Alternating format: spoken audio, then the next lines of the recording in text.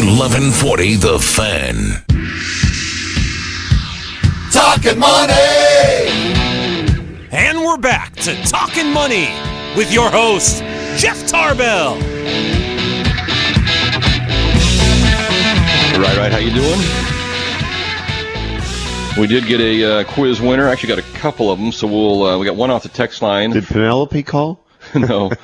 So we'll give I think we got one on the phone and one on the text, so we'll get a hold of them and give them the answers. The number one school, if you want to be a sports franchise owner, apparently is Harvard. Number 2 is Georgetown. Ted Leonsis from the Wizard Capitals is a good example. Columbia, Jeff Loria of the Marlins. Michigan was number 4. UCLA, Arizona, Dartmouth, NYU, Penn, Wayne. I haven't even heard of Wayne State. And Yale. So there you go. If you want to be a major sports franchise owner, it might not hurt to go to one of the schools. Actually, you want to just be successful at all, it might not hurt to go to one of the schools. Forget the sports franchises. You got to make money and then you lose it in the sports franchise business, I think is how that works. See, this is really like a write-off for them. If you want a good write-off, you can go to those schools. You better make the money first. I did see. Hey, Chris, did you find that link yet? Okay, go ahead. Put that on. This will be a lead into our caller here. Pothead fucker? No. What? No, Jack. No, I'm not. I pass on grass all the time. I mean, not all the time. Yes or no, Greg? No. Yes. No. That brings us back to our discussion about the marijuana dispensaries. I think we have on the phone. We had a couple calls that called in on that. You want to bring up Lewis there, Chris? Is Lewis still on there? Yes, I'm still here. Lewis, what's happening? Hey, not much. How are you fellas this morning? Very good. You pothead, Lewis, pothead fucker. Go ahead, Lewis. What's your comment there? No, actually, it's kind of interesting. No, actually, I'm not. But I'm fascinated by the prohibition on marijuana. It's interesting when you look at the historical aspects of it in terms of paper and the things that were being produced with the hemp. And the battle with traditional lumber and timber. Also, I've literally seen a federal medical marijuana clearance certificate that was issued to people back in around 1918, something like that. So there's that part of it. But what I really wanted to say is, and what I'm really fascinated by. It's just really the dynamic of, I don't think that marijuana per se, I think all of the studies and so forth indicate it's no worse than tobacco or alcohol, but there is a tremendous stigma that's associated with it, and you can kind of go back to some of the wild marijuana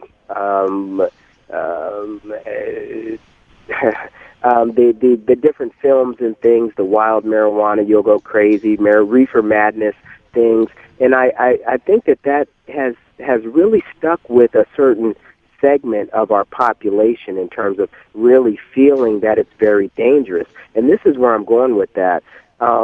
Every day in the United States, every hour, 2 people die of prescription pain medication overdose. That's 48 people per day, 17,520 people per year. And that's an opiate, and, that's literally something that your medical plan will pay for. And so I'm just fascinated by that dynamic, that you literally have something out there that's killing people. And, I literally, my father is close to 70 years old, and about 2 years ago, he sprained his shoulder and was given a prescription of 60 hydrocodone pills. And to this day, there's 59 of them in his medical cabinet. But I can't even imagine why the doctor would have even issued him that prescription. And that's just sort of, my own personal fascination with the issue. I appreciate those comments, Lewis. I do, and I think you might be onto something there a little bit, which is that maybe one of the biggest forces against keeping dispensaries open, it might be pharmaceutical companies. I mean, there's no money in it for them if you can. And you watched the news last night. A lot of the guys they were interviewing were saying, I'm taking this pill and that pill and this pill. It's not getting me there, and yet I do this too. Lewis, I appreciate your call. Chris, we'll put him back on hold. Send him out a Talkin Money T-shirt. I appreciate that very much. Good comments, and certainly you hear that a lot. Off the text line, if you want to jump in here, 441140. We're all over the board here today. From the 530, hey Jeff, do you see houses in the next 10 years recovering significantly, or am I unable to move without a short sale because I'm 50 grand underwater? I think the last probably reliable projection that I saw, which seemed to be kind of routinely agreed upon by both the banks and the industry and the associations, put us somewhere in the range of 2016 to 2018. So that would put us, 4 to 6 years out from having absorbed up the inventory that's been sitting around, kind of flushing out the remaining balance of people that are, on the fence of should I short sale or should I foreclose or should I move out. So that puts us another 4 to 6 years out, which will make it the longest recovery. And there was a great, I'm trying to remember where I even heard that, just a great discussion last week on, each recession just being, about 50% longer than the first one. You go back to the early 80s and it was, a couple of years, and the next one was 4 years, and this one looks like it may be more 8 to 10 years. And, why is that continuing on? And I think the discussion, at least on the show I was listening to, really came back to the fact that in many cases we are training young men and women in school to do things that there is no job for.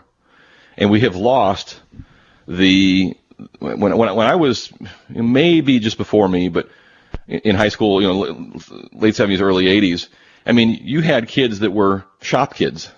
I mean, these are kids that were literally peeled out and said, okay, focus on shop, focus on welding, focus on doing things with, real labor skills, because education is not for everybody, and you can be educated in something differently. We kind of got off that, right? Everybody wanted to be an MBA. Everybody wanted to be, a CEO of something. And next thing you know, we got too many CEOs and MBAs. We got nobody that can actually fire up a welder and fix something. And so I think we're going to see a shift again of people saying, I'm not going to be a CEO. I want to be an engineer. I want to build something, or I want to manufacture something. And that'll be maybe the next wave of change we see, people actually doing jobs we need. So it'll be interesting to see how that all shakes out. Hey, Jeff, maybe after the break, too, I think one of the things that people would like to know, and maybe you can give some insight into, is, we went through the waves of foreclosures and kind of the cause of that, and then people keeping their head above water, holding them. What's happening, or what do you foresee happening in the next 2 or 3 years here? If rates do start to kind of climb, do you see people with adjustable that were holding their head above water into trouble? What's the next wave, and what do we expect before that 2016? Yeah, we can cover that after the break, too. Yep. Hey, Chris, we got one more quiz question for you down there, 339-1140, 1-800-920-1140, or you can text us at 441140. We're kind of on the sports money quizzes today, so this goes out of the media and marketing section of the Wall Street Journal from Monday. From the NBA, finding advertisers is no longer a slam dunk, and they're going through some of the turmoil of trying to find, who will be the next big advertiser and where they'll spend their money. It helps when you're actually playing to get some advertisers. But here's my quiz question for today. Top brands by TV ad spending during the 2010-11 season. So that would have been the one basically last year. Who was the number one advertiser with the NBA last season? They spent $30 million during the season. That's quite a bit more than second place. So if you know the answer to that, 339-1140, 1-800-920-1140. You can text us at 441140. Chris, let's go ahead and take us out. This is Talkin Money. My name is Jeff Tarbell. You can find me on Facebook. I've got a personal page there, and also the Talkin Money page. And you can also find me at jefftarbell.com. We'll be right back.